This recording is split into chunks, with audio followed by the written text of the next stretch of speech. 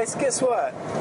We're headed back up the mountain. I got a call from the members. I tried calling back. I was actually in the White Temple, and so I couldn't answer the phone. I tried calling back about 7 or 8 times. Couldn't get through. Finally, we connected, and they said, it's dried out. The road is dried out on the way to the temple. I could try and head back up now. So it's about 4 o'clock in the afternoon, and I'm headed back up to the mountain.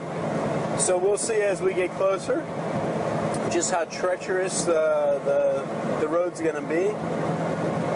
Really, part of it's a 4-wheel drive road anyway, so I'm going to probably have to park the Rippermobile, and they're going to come get me and take me the rest of the way. But once I get up there, hopefully we'll get a couple interviews, and you'll be able to see what it's like to live up in the mountains above Chiang Rai.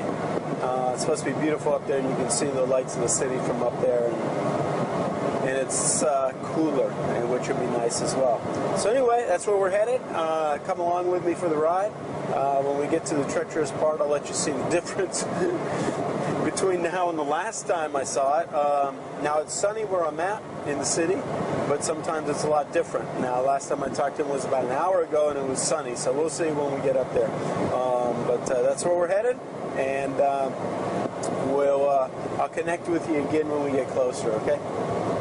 Hey, I'm back. So, as you can see, I'll turn the camera around in a second. We're hooked up back with the guys with the coffee farm, and we're headed back up the mountains. So, come along with me for the ride. Enjoy the view.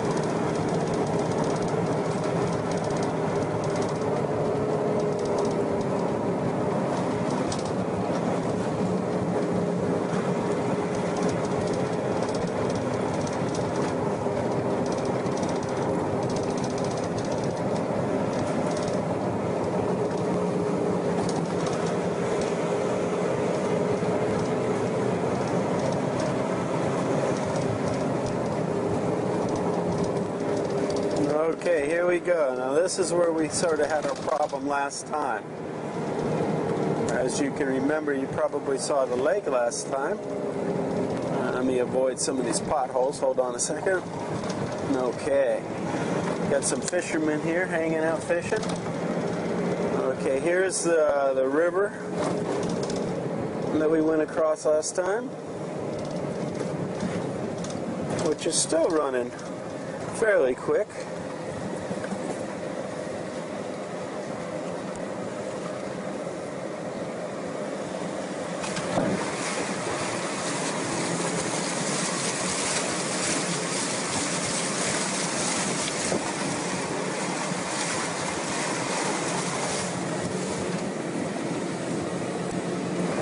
Well, we made it over that. Okay. Oh yeah, it's a lot drier than it was last time. I know you're getting some lens flare here as we're headed west into the sun.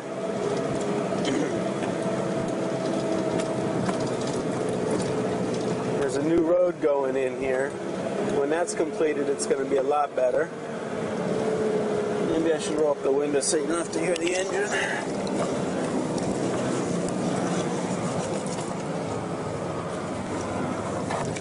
Should have been using my little camera. Anyway, okay, here we go.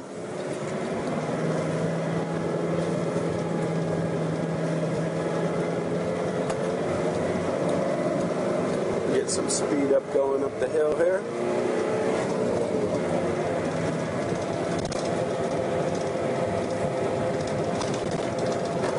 As you can see, it's a pretty steep incline. That wouldn't have been too bad in the rain the other day, but this little section here might have been a little bit of a challenge in the wet. Now this is, as you can see, it's red clay. And if you've been in the south of United States around Georgia, you know what red clay is like when it gets wet. It's really slippery. So this new road that they're putting in is almost completed all the way up to a big coffee farm. It's a big corporation, Doi Chang. They have coffee shops all over Thailand now. Wow. He said they should be finished with this road before too long, but I'm sure they're happy that they put this in for sure. Because this would have been a tough road to negotiate before they paved this, or before they poured the concrete.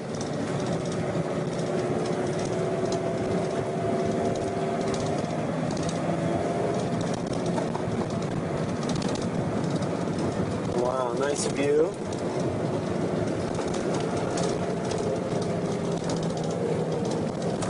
I want to roll down my window here so you can see this view. Very nice, huh?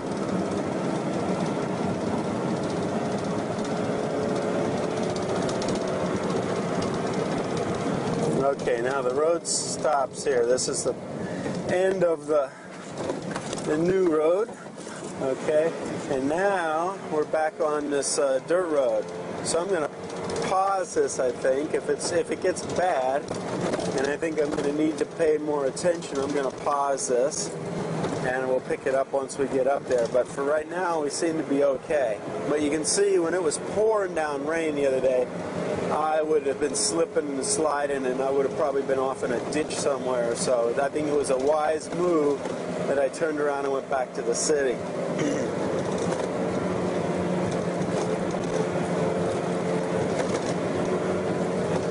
Okay, I'm going to pause this anyway, and I'll be back with you in a few seconds. Now, as you can see, it's giving way to a much smaller road. We had that unpaved part. Now it's paved, but it's getting smaller. And there's times I've had to go into first gear to get up. We have been climbing now for about 5 or 10 minutes at this angle. So we're definitely gaining altitude here for sure. In fact, my ears are popping. So, wow. Check out this view. Very nice. I know it doesn't look the same as through the camera as what I'm seeing, but very nice.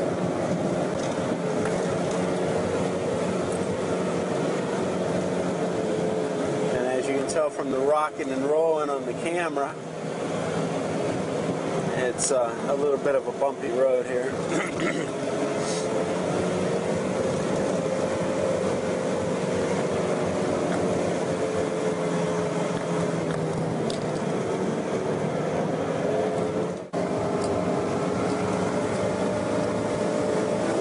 This is rice you see in front of us.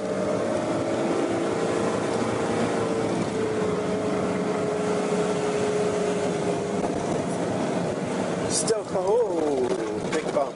Okay.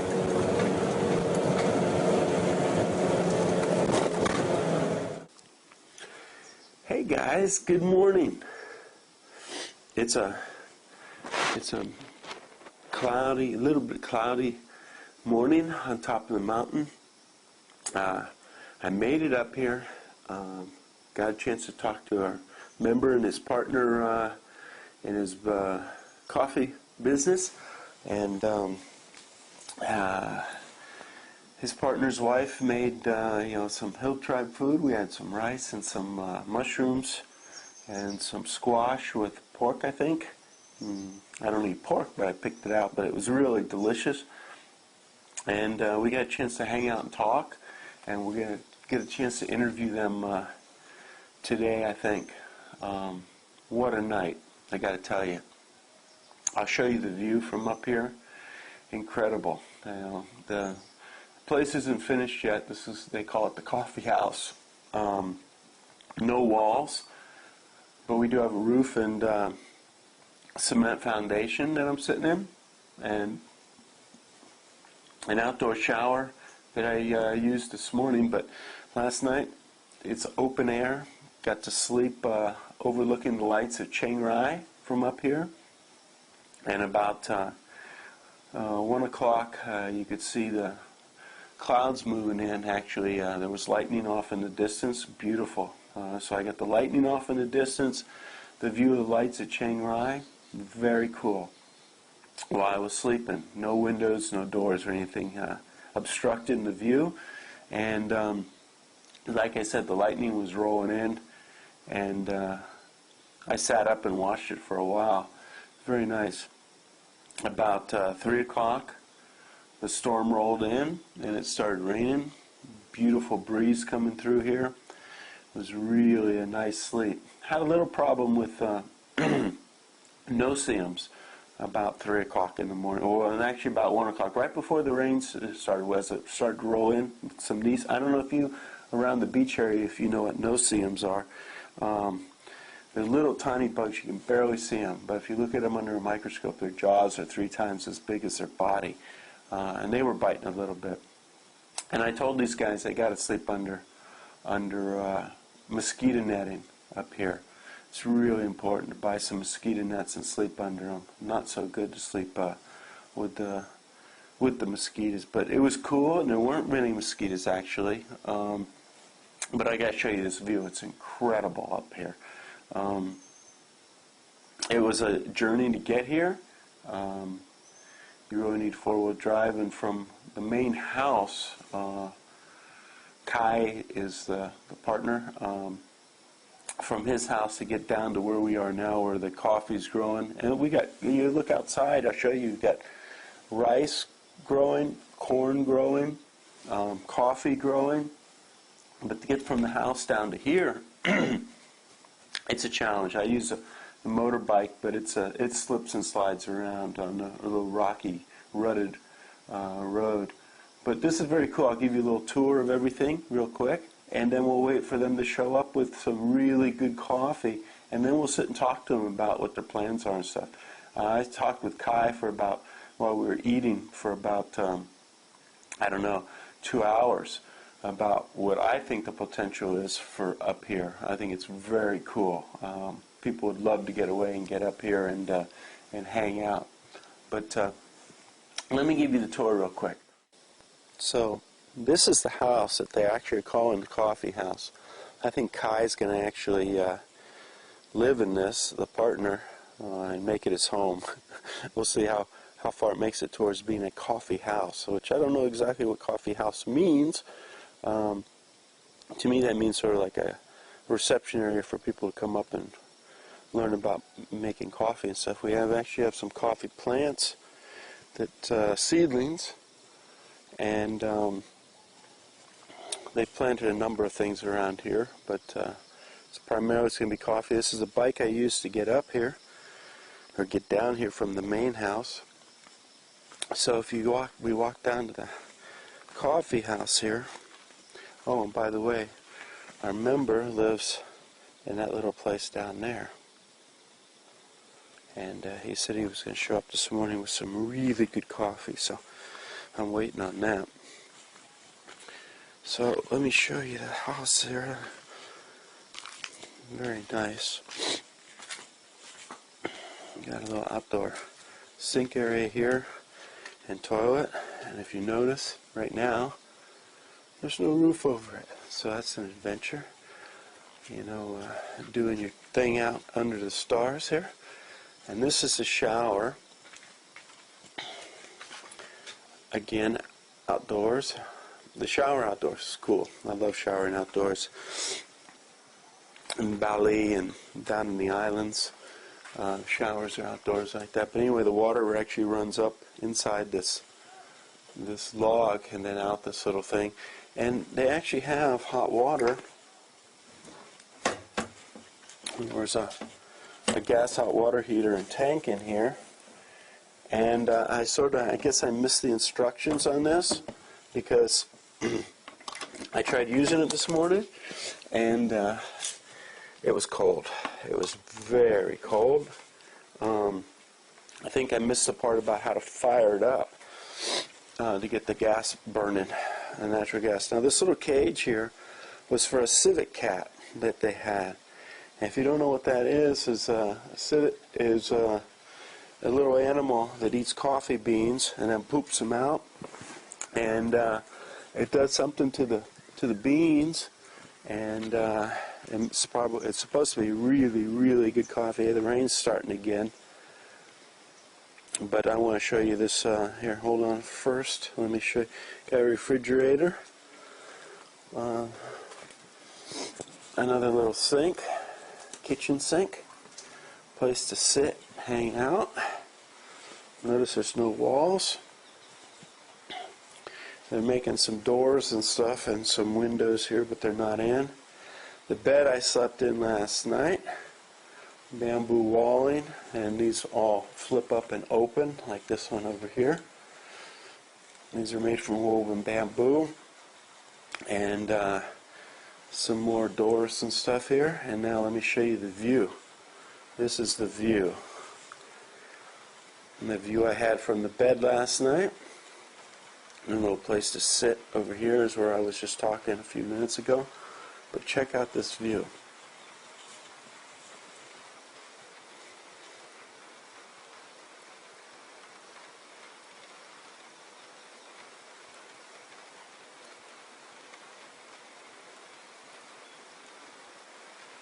And the Chiang Rai is way, way down at the bottom of this valley down here. If you can't see it because of the clouds today, the Chiang Rai is down there, and I got to see the lights last night from up here. Very nice.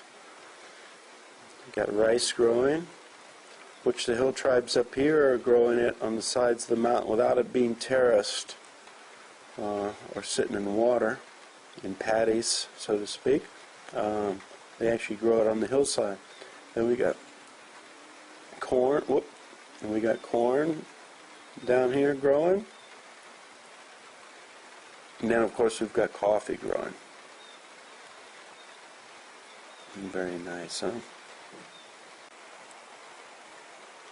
The rain has started again, but as you can see, the clouds floating through up here. I think he said we're at 4,000 something feet. Very, very nice. And quiet. Boy, was it quiet last night. Oh, and the stars. The amount of stars that were out last night. In Thailand, I never see stars like that. And I'm not sure if it's because of the pollution. Because I've been out away from big cities, and I still didn't see it. So it wasn't the city lights. It must be the pollution here. But last night it was really starry. It reminds me of being out west in the U.S. and going down the road and turning off your lights and looking up at the stars. But anyway, this is the coffee farm up here in the mountains. Very, very nice. So I'm going to wait on these guys, and then we'll sit and talk to them. See how they ended up here and what their plans are.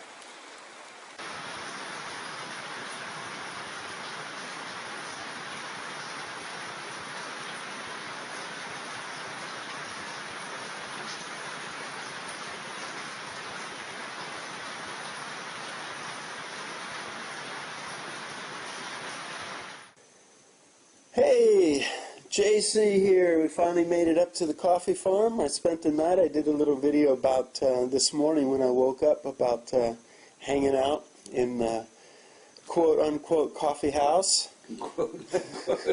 I think it's more somebody else's house than a coffee house, but we'll see how all that works out in the future. So for people that don't know, we have the members who know, have read your forum posts and everything about making a move. Your name's Stephen, and you've made a big move over to Thailand, but not the move that most people make. Most people want to have the modern conveniences of the city, you know, hanging out, and they want to be able to go to malls and Italian restaurants when they want, and just have all the conveniences. But you've opted for a little bit different lifestyle than most people. So we're up. How many? Well, what's the elevation here? 4,500 feet. 4,500 feet, and we're really above the clouds a lot of the time, or the clouds come drifting through the house. The clouds are in the house, yeah. This morning we actually were having conversations with the clouds floating on through, and they can float on through because there's no walls. No walls, no doors, no windows. No walls, no doors, no windows. Which they'll actually see because I've shot some video, and they're going to get that overlay as it happens as we start talking about all this. But first of all, what prompted you first to make Thailand your home, and then second of all, we'll move on to what prompted you to make the Hill Tribe area, because I think if I spit to one direction, I'm going to hit Burma, spit another direction, hit Laos, and then we're sitting in Thailand just barely. So first of all, why Thailand? What sparked your interest in it? Had you been here before? Never been here before. I'm a jump with both feet kind of guy. And where are you from originally? I'm originally from St. Augustine, Florida. Yeah, you're another Florida boy. Yeah. We just got through having a conversation about the good old days in Florida. The heydays of Florida. The way it used to be when we were growing up, which is a lot different than it is now. So, before you made the move, had you been over here at all? No, but it's always been my line of sight is Thailand. I've always been fascinated. Why? What fascinates you about it? You're like Z28, our member who came over here without having been here, and I said that's a big leap of faith. Well, for one thing, it's a Buddhist country, and I've been a Buddhist for over 50 years. Wow. Over 50 years. I've been since I was a teenager. I became a Buddhist, and so I was fascinated to live in a country that is Buddhist. You know? And it's people are a lot more passive, friendly, open, and it's just exotic. It is exotic. I love the exotic. What do you find exotic about the country? Whoa. Well, everything from the mountains to the vegetation to the animals to the people, the variations in culture, how they identify themselves with their country, Well, it's interesting that you say, you're a Buddhist, and it fascinates you because you're Buddhist, but you live in an area that primarily isn't Buddhist. Yeah, most people don't know that that parts of Thailand are Christian. Well, I came up to the Lisu village here, and it had been converted to Christianity by the sister of my friend, a Canadian missionary came in and converted. A relative of yours? Well, no. My friend Kai is married to a Lisu wife. Okay. Our production manager. Slash wife. And we'll talk about what they're producing. And her sister married. And we'll talk about what they're producing because we need to clear that up now. But anyway, the Canadian came in and basically converted the whole village, except for her father, a holdout Buddhist. He's like in his 80s, carries sacks of rice up and down the mountains, and amazing. Tell the story. That at the house. What's at the house? In the garage, which sometimes gets used as a table, is his coffin. It's been there for 9 years, and he's got his coffin wrapped up in plastic in the garage, and I don't know, maybe it's psychologically, if you're looking at your coffin for 9 years, it tends you away from anything that would want to put you in that coffin. Yeah, it's like, if that's my choice, hauling sacks of, you say haul sacks of rice and stuff rice, up anything, and this hill that he's climbing is comes steep. down here and he weeds the coffee plants. I go up that road and I cough up a lung. And he's strong, man. Yeah. This is a wiry little guy, man. He could probably take me on. Yeah, he looks pretty strong. 75. That you can't beat it. No. 75 years old. No, and so, so you came up and for what most people don't know, like I said, is the hill tribes there's a lot of Christian hill tribes, and the missionaries have come in, and one of the ways they convinced them to be converted, and I mentioned this to you, is they offered them solar cells and batteries to be able to actually have electricity up in the mountains. I think it comes under the bribery way to Christ system. Yeah, I think it does sort of fall under that, doesn't it? But anyway, you had communicated with the person that you actually came over and created a sort of a partnership in a business. But we went into a business together in the United States before he moved over here permanently. He'd been coming over here for like 9 years.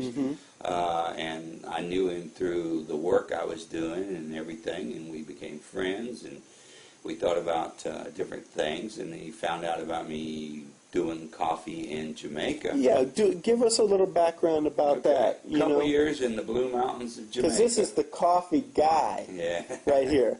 This is the coffee guy. You get him going on this, and I don't have enough time on my camera. Yeah, it's more than a grown man should know about coffee. But the thing, what's really cool about it, and I think I always say this, when I talk about doing business or earning money or anything, if you're passionate about what you're doing, you never go to work a day in your life. And you're very passionate about coffee. You and I have already had conversations about the nuances and where coffee is going, and we'll actually probably remind me to talk about that, because I think that's real interesting what you told me about. But your coffee background. Okay, basically didn't know anything about coffee until I moved to Jamaica as a tourist, and then basically wanted to hike up to the top of the Blue Mountains, and karma got in the way. This Rastafarian had basically bulldozed the trail off of the map, and it led to the coffee farm that he had set up with another coffee guy in Kingston, who was a contractor, and he was up there clear cutting the road through to the coffee so he can get the coffee out. And they basically said, "Hey, you can stay here. You can work the coffee," and that's what I did. I learned coffee and how to grow it and everything. And they taught you that. Yeah. And how long were you there? 2 years. 2 years. Yeah, and living rough.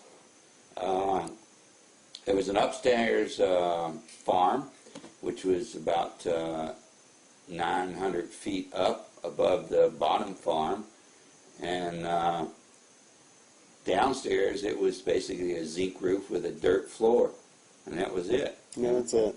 And for 2 years you learned coffee. Yeah, I learned coffee. So when you hooked up with your friend / partner, yeah,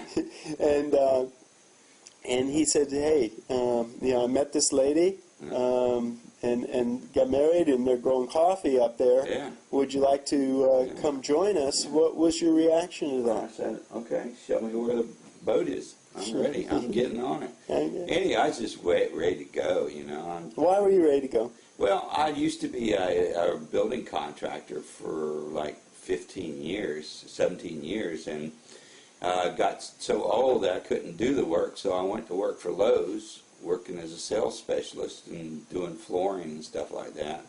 And I was just bored of corporations. I mean, and it just getting the way the corporations were going, worst case scenario type More situation. work, less money. Yeah, and abuse. I mean, the employee had a place at one time at Lowe's, but not now. I mean, I'm sure I'm in their headlights now. But, send out the hit squad, that guy.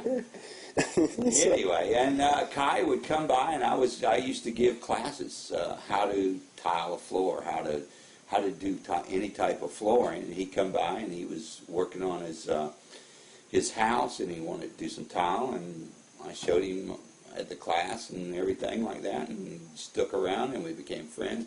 Saw him almost every other day, you know. I can tell you didn't teach how to put up walls. No, the wall, well, there was one there. But yeah, okay. So you hooked up, and he said, "Yeah, over in Thailand, my wife's got these." The coffee, and said, "Well, that sounds familiar. I think in another reincarnation, I was a coffee guy." Yeah, you're the coffee guy now. Yeah. So I learned everything, and then when I came back, when I left Jamaica, I was going to do a coffee business, and I started, and I did a business plan and laid out everything and how much it would cost it, and went over and tried to do a business in the States, and didn't work out, but I retained the name and everything and everything on it. So, and here I am now, reincarnated the Back Jamaica to the coffee guy. Instead of Blue Mountain Coffee, it's High Mountain Jamaican. High Mountain Thai Hill Tribe Coffee. Yeah, Thai coffee. Yeah. So when you did you know what you were sort of getting into, or were there surprises? Because actually, if you haven't settled in like most people do, where they go look for a condominium or an apartment. I'm a third world person.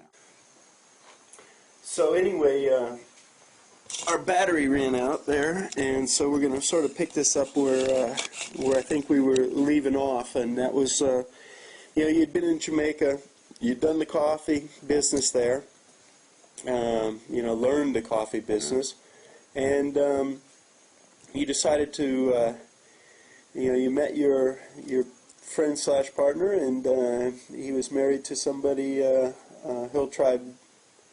The Lisu Hill Tribe. Lisu Hill Tribe, and so you decided to jump on over here and try your hand at the coffee business here.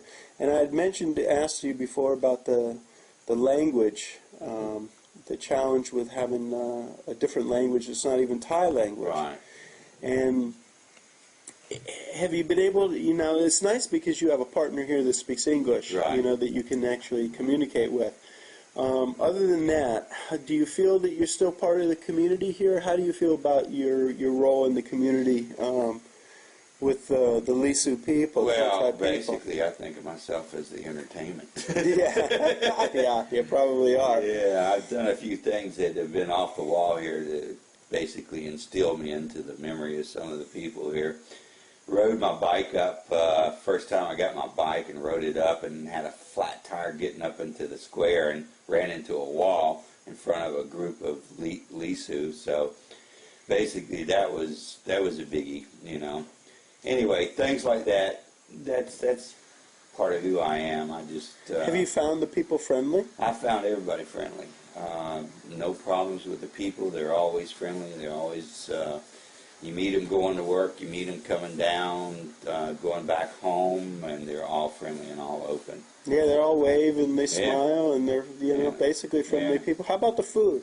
The food, basically the food is pretty interesting. It's whatever is available, whatever vegetable or meat you cook up and you put on it on rice. So it's... I got to tell you something though. The rice that I've had in the couple meals that I've eaten already in the last 24 hours, it's tasty rice. It's not, I don't know if this is their local indigenous rice, but it tastes different than the rice that you get served down in the cities. This is Lisu rice. It's mountain-grown rice up at high elevation, and it's not grown in a flooded field. It's not in rice paddies. It's not in rice paddies, so it's the different rice. It picks up different flavors. What do you think about the flavor of the rice? Oh, I like the rice. I like the rice too. I think it's really tasty rice. There's something to be said about something that's not growing with its feet in the water all the time. Yeah. It's like most things. It's grown at elevation too. Now remember, at elevation, everything slows down. The growth of everything slows down a little bit. It picks up more flavor. It takes longer to mature. We talked about this with coffee and other things, that it condenses the flavors and things like that because it's not growing so fast and producing so quickly. Anything slowed down, I mean, if you grow something and it grows in a 3 to 4 months period, fast. I mean, and you grow the same thing, and it takes 5 months, 6 months to grow. The flavor is completely different. You know, the product, the fruit, whatever it is, doesn't grow as big, so it doesn't have as much hydrocells in it. It doesn't have as much water content. Which gives it more flavor. More flavor, yeah. Condensed flavors. So, how long have you been here now? 4 months. 4 months. 4 months. Are you happy with your decision so far? Yeah, I am. I mean, it's. I was open to change. I knew I'd meet obstacles, some positives, some negatives, but it's part of the whole package. You know, it's a Buddhist concept. There isn't heads or tails of one. It's the same coin. You know, it's life. I mean, it's life. It's just different challenges than you'd face somewhere else. But still, there's always going to be challenges. Always going to be challenges, and I was ready for that. You know, in our forum on the membership site, you actually made a posting about your first trip up to your new home. Your new home, and it was very descriptive. Right. And I found it really useful and entertaining. What was your impression as you entered the country? You came to and coming up to your new home, which you leave the main road. Right. And then what happens? Well, you basically, as you come up, everything gets a little less condensed. There's less people, less buildings, less road. That has a lot to do with it. And then if they've been watching this series, they saw where the road ran out on me, and it was rain, and I said, "No, I'm not going to attempt this." You got to cross a river. There's a dam, and you got to cross a river. You know, it's like a torii gate, in the Japanese torii gate. When you see a torii gate, it means that you're entering into a state of mind or a place that is completely different than you've come. You've transcended the physical for the spiritual, and that was basically what it was. It was like a spiritual journey. The rice fields, the trees, the people you met take on a kind of a intrinsic spirit. They take on the culture of where you've just entered into, which is completely different, even completely different than basic Thailand. You've entered a whole other world up here. Right. And as we look out, there's hill tribe people that are planting cabbage over here. We have corn, and we have the rice, the hillside rice. We've got corn in the background. We got peanuts up here growing. Peanuts right here. Cabbage growing. I think there was some macadamia plants that we passed. We use fruit and nut trees to shade coffee. The Arabica coffee, or whatever way you want to pronounce it, what part of the country you are. It's from Arabia, so everything is tied to that word. It shades coffee. Not only does it shade the coffee, it also slows the growth down again. Which then changes the flavor again. Right, yeah. Now, we talked about this. You know, I consider you now, after speaking to you, you're the coffee guy, you know, and it would be real nice to create a business where people could watch this process and how it works up here, share in your experience of the Hill Tribe culture up here, and share this view that's phenomenal of overlooking Chiang Rai. But we talked about something, you mentioned something that was real interesting to me, that now what's happening is coffee has become so popular that the same way they looked at vineyards around the world, little mom and pop vineyards, now this is becoming the way it is with coffee. Yes. And that there's tasters, what did you call them? Well, they're basically, they're tasters basically, but they have a coffee nose. Like there's a wine nose, there's a perfume nose. These people can pick up nuances in the flavorings that the coffee is produced. If the coffee is produced right over there, which is elevation and soil and climate change, it tastes different.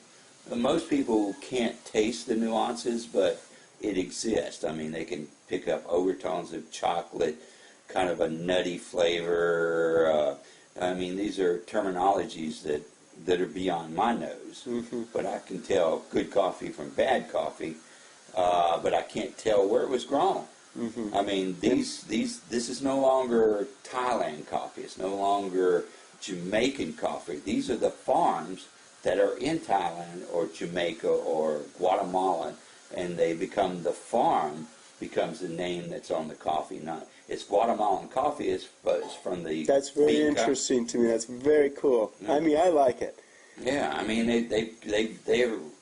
they've reduced these down to subcultures, and the subcultures into more subcultures of the coffee. How do you compare Thai coffees? And because you're the coffee guy, tell me, how do you compare this coffee with, say, Costa Rican coffee or Jamaican coffee? Okay, this is actually a high mountain. High mountain is basically all your high quality, high-end gourmet coffees. Okay. And it's because what we just talked about, the elevation. The elevation where it grows slower and condenses those flavors, right? Plus, the area it's grown in, the soil it's grown in, the amount of rainfall, the micronutrients, the microbacterium that's in the soil within this area, within this country, and they produce a world-class coffee. Very cool. It's really I was really surprised when I first heard Thailand coffee. I'm like, yeah, right. Right. But I was shocked. Well, they still have the lowland coffee. Which isn't that... The Robusta coffee. Which is the dominant coffee all over the world. Basically, low-level Robustas grow quick, fast, produce 3 to 4 times the amount. So production is phenomenal. But that's what most people... And in the towns, in the cities, the old style, ancient style, what they call cafe boran, where they got the sock in the hot water, that is Robusta coffee. And originally they created a lot of that to give people the kick to be able to do farming, rice planting and stuff like that. And it grew quick, it was cheap, and they gave them the kick to be able to do their work. And some of the Robusta is still a good coffee, but Aramaic coffee, the high mountain coffees, there's really no comparison. And let's talk about, you said about the bacteria content and stuff like that. Let's go down the road to bacteria here for a second. And one of the nuances of coffee now that somebody told me about that I thought was really interesting, and at first I thought they were pulling my leg, was that there's like cat shit coffee, I call it. But cat poo coffee, please. Cat poo coffee. And so, but the interesting thing about this is it's not really a cat, first of all. What is it? Basically, it's from the mongoose family. There's a lot of varieties around Southeast Asia of the civet cat, different sizes, different colors. But these little suckers, they like ripe coffee fruit.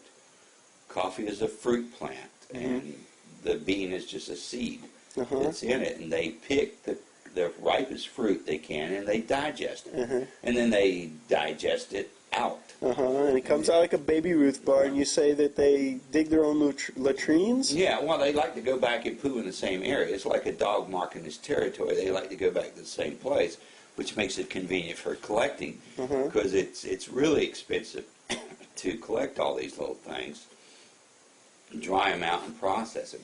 But people go, ooh, cat poo. It's not, basically, they're not eating the seed. They're eating a fruit. It's contained in a skin. The skin is contained in a mucil. The mucil is contained in a parchment-like skin, and then there's a silver skin around it. So by the time it goes through the digestive tract, it's still got 2 skins on it. Basically, the enzymes work on the seed, so it actually changes the nuances of the seed. And then it comes out, and then they take the parchment and the silver skin off of it, and then you have the coffee bean. So it really doesn't touch the coffee. Right. It doesn't taste. But it does change, the digestive enzymes change the... Yeah, it's not the fecal matter. No, it's the enzymes. The enzymes in the stomach that affect the flavor of it. And so... So when you first got here, there was actually a little a civet cat on the property. Yeah, we had a little civet cat on the property. What happened to him? I don't see him anymore. Okay. The construction crew that built a house ate it. Simple. I mean, they hunt civet cats for food. The hill tribes eat pretty much anything. Yes, I noticed that when I lived up in the villages. Yeah, and I noticed last night it was very quiet compared to the city. In the city, you got packs of dogs. They start howling, and then the howling goes around the city because they hear the next group and the next group and goes around. It was very quiet last night. Is there a reason for that? They eat the dogs. I mean, basically. So the civet cat's in the crosshairs. Yeah. The dogs are in the crosshairs, but they only like they really think that the black dogs are tastier. Yeah, they do. And now I don't want to spread this that all Thai people eat dogs because that's not the case. No, there's Thai people that will not touch dogs. There's Thai people that won't eat a lot of stuff that are from the city and they're city dwellers and they've grown up in the city. And but they when you get out into loving their pets like anybody does. Oh man, they are into their dogs. The Thais are really into their domestic animals. But as parts of Thailand are still hunter-gatherers, basically. They still are, yeah. And so they're looking for ways to sustain their life, and they need protein, they need carbohydrates, and so they're looking for things to supply them protein. And the civet cat's in the crosshair. Dogs, it's easy to raise dogs. They're more of a domestic crop, like chickens and pigs and things like that. They basically are bred for the stew pot. Have you tasted it? I tasted dog when I was in Korea. In Korea? When I was stationed in Korea, I had it. It was actually pretty good. And then in the cheaper restaurants, it becomes a dish called bulgogi, or beef on a spit. Is that how we got the word doggy? Doggy. Roll along, little doggy, yeah. And in the cheaper restaurants, they substitute rat meat for the dog. They eat rats in a lot of countries. In fact, they actually can eat rats in Thailand. The rice rats eat rice, and they're big guys, and that's actually where we find a lot of the cobras as well, because the cobras like eating the rats, those rats, because they're tastier because they live on a rice-fed diet. Right. And so, it's a big circle, the circle of life. Yeah. And well, you can see the hunters go all up and down here.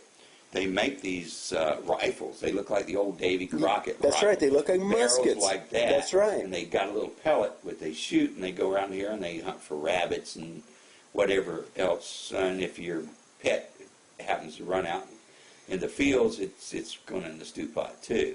Is that why you keep the dog on the leash here? Yeah. Well, now I understand. You don't want to end up eating them as a dinner sometime. When you're invited over to the neighbor's house and you lost your dog a few days ago, you could be eating your pet. They kind of know that now there's a couple friends up here and there's a big joke, okay? Because we bought our dogs and we paid money for them, lots of money, Don't eat the investment. Yeah, and they I think that's the funniest thing in the world, how much that we you would spent pay for for it. They will always ask you, how much did you pay for that dog, And they could have fed a family for 3 months. That's right, a long time. Yeah, so, I mean, it's kind of absurdity that goes along with who we are as Ferengs, and we give them names and that type of thing. Yeah, give your dog your dish a name. Yeah, they don't call them lunch anymore. Yeah, that's interesting. You could call your dog dessert, and it would give a whole new meaning to that, So, what kind of person could live up in away from the city up like this? I mean, you've got to basically have an adventurous personality to do this. I mean, like you said, you're not going to be, if you want to go to the mall, it's 35, 40 minutes down the mountain road. I mean, and then you've got all the amenities, but it's a temporary thing. You come back up here, you go to a little store that the Lisu run, you eat the Lisu food. If you want to go someplace, you got to walk up and down the mountain. Even if you want to go on your own property, it's vertical. Speaking of that, are you in the same condition you were 4 months ago? No. Why? 4 months. 4 months. What I came happened in here, 4 months? I was over 200 pounds. I was on high blood pressure medicine. I've got chronic bronchitis, so I'm on the inhalers and everything like that. I hardly ever touch it now. I've lost 30 pounds. I'm about 172 pounds now. And I don't take blood pressure. The last time I went was I got a little dizzy, probably from the loss of weight, and had a bike accident and went into the hospital and they checked my blood pressure. It's normal. Wow, amazing. I don't take the blood pressure medicine. I walk up and down the mountain, so my lungs have added strength Added to capacity to them. Yeah, Mm-hmm. so, More oxygen. And I use more oxygen. I mean, I'm at elevation, so naturally... You have less oxygen at elevation, but you're actually getting more and not needing an inhaler. And there's no pollution. Yeah, we don't have the city pollution. Yeah, I noticed last night. It was the first time in Thailand that I've seen stars up here. Yeah, I usually, I've been in dark places in Thailand, away from cities, and I look up and I only see a handful of stars. Last night up here, it was what I remember in the Midwest, where you'd be driving out in Colorado or something and shut down your lights and get out of the car and look up and go, wow. There's actually stars in the universe, and really see a blanket. We don't even have to look up. We just look out. Yeah, well, you get the lights of the city, twinkling off in the distance, which is very, very cool. So you happy with your decision? Oh, yeah. No, yeah. Would you go back? Never. No. That bridge has been burnt. It's crispy. Yeah, it's crispy. I'm not even sure I really want to visit. Yeah. I've picked my spot. You found home here. And now you're leasing a piece of property. Yeah, I'm leasing. How big is it? It's like a half an acre. And how much do you pay per month? I'm paying 5,500 baht. It's like less than $200. $177. And I'm in the middle of the coffee. Coffee grows all around my property, and I've got fruit and nut trees. I've got spaces for an organic garden. So I'm growing my own food. I've got plans for an aquaponic system to set up. Now, right now, your house is so far it's been 4 months, and you've got a foundation, you've got a roof, you've got some small walls being built up now. I've got exterior walls, no doors, no windows. The whole front is open to the view, and eventually that'll be shuttered but open. That you could open, to the elements. Now, to have the foundation poured, your trusses that are holding up your roof, the roof is on, the trusses are metal that have been welded together. You got exterior walls. How much did all that cost? It's under $6,000. Under $6,000. Under $6,000, and I'll probably end up doing most of the finishing work myself. And you got a septic tank in? Septic tank, got water, I got electric. I got electric with 3-wire, so I've got we won't go down that road. Grounded electricity, which is rare for him. Really, and I've got an earth grounding system, and so I don't have to worry about being electrocuted. Yeah, that's a nice thing. Yeah. You just need to worry about being lulled away by the the view and everything. And I can see where it'd be sort of hard to get motivated sometimes, just because it's so relaxing. Yeah. And it's work to go up and down the hill. So it's like just sit here, enjoy the clouds, and enjoy the view. And it's easy to lose your concept of time here. Yeah, it is. So I'm always asking myself, what day is it? I'm talking about months. Mm-hmm. Is it August or is it? No, wait a second. It's September. Well, because they're Christians, maybe at Christmas time you'll actually have a Christmas. Well, they have the Christmas. They have their Sunday. Basically everybody disappears on Sunday. Goes Sometimes to you can hear choir singing in the distance. But when I lived up in the village, Christian Hill tribes, they invited me for a Christmas party. And they had a Christmas party and gave out gifts, and it was interesting. Real interesting. Well, that's cool. I appreciate you taking the time. I'm really happy I made it up here. I've been telling you for a month, but I had the van project I needed to finish before I could come up, and a couple other things I needed to take care of on my hiatus. My really relaxing downtime. I had a lot of stuff I really needed to get done. I got it done. got up here, got to experience this, which I was really happy to do. Now, they actually, if they're watching the series, they know that I attempted to come up one time already, and turned around and thought that wasn't a good idea. I'm probably stuck here. We got rain last night that came through. It's actually clearer now. The morning was just misty and rainy up here.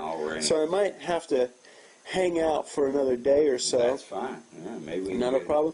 And I talked to your partner last night extensively about what I think the opportunity is I really think our members that have moved over, and a lot of people are coming now to different parts. I think Chiang Rai is a really great option for people. They really need to consider that, because the next step beyond Chiang Rai, Chiang Mai now has the elements that overpopulation created, and it's not overpopulation of foreigners; it's overpopulation of people with automobiles and everything. And Chiang Rai now is really a great opportunity for people here, and to be able to come up and experience this. I think you all have a great opportunity for ecotourism or agro-tourism, that people could come up, enjoy the clean air, the great view, learn about coffee from the coffee guy, and have a great experience. So I'm hoping that you all will go down that road to allow other people to experience what you got here, and to be in a hill tribe village, a real hill tribe village, as opposed to some of this tourism hill tribe. We're not going to go down that road, but some of it is business tourism is a big business here. Yeah, and it has a niche, and we'd be glad to have people come up here and experience it. And they would really be in a village with real people doing real life, as they opposed don't have to actually be in the village per se, but they could be out on a little bamboo cottage and just sit there and enjoy the view and everything. And drink some great coffee. Great coffee, but not eat civet cat. And no cats on the menu. No cats are on the menu. Yeah. Well, Stephen, it's been a pleasure talking to you. It's been great to meet you. And, we'll both being Florida boys, we had a lot to talk about. And I've got a coffee education for sure. And it's been a real pleasure, and it'll be nice to see how all this develops into something more than it is now. It's in the beginning stages, but it's really, really a great experience to be up here and share this with you, and to have you as a member of our membership site. Everybody loves, reading and experiencing this with you. We got wildlife flying around me now. This little guy, that's Fred. Yeah, he's producing. Pretty soon you'll be doing honey as well up here.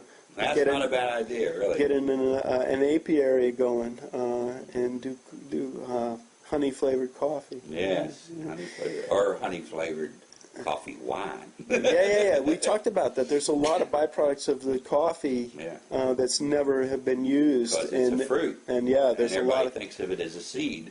You can do jellies, you could do wines, you could do all sorts of stuff from the fruit itself. Yeah. And so there's a lot of great cool stuff that you can get into doing up here. But everybody's really enjoyed your postings on our site, and I really appreciate you being a member and showing people. Remember, I always say what? There's always an option, and this is an option that people need to consider. It's not an option for everybody, but it's really something that people need to consider if they've got any kind of issues, or they've already lived in rural areas. That Thailand's got this, and if you've got like health issues, stress issues, I mean, this environment is ideal for that. The stress, I mean, you feel healthier. The air is easier to breathe. I mean, I think it affects your health. Yeah, really good. Does. Well, best of health to you. Thank you. And thanks again for sharing your life and everything with everybody. And until I make another installment, probably on the way back to Chiang Mai after all this great adventure of Chiang Rai, I really appreciated the trip. I've been reintroduced to Chiang Rai, and what's available, and enjoying all this this cool breeze and fresh air. So until I see everybody again, this is JC and Steven signing off. And remember, when it comes to living in Thailand, there's always an option.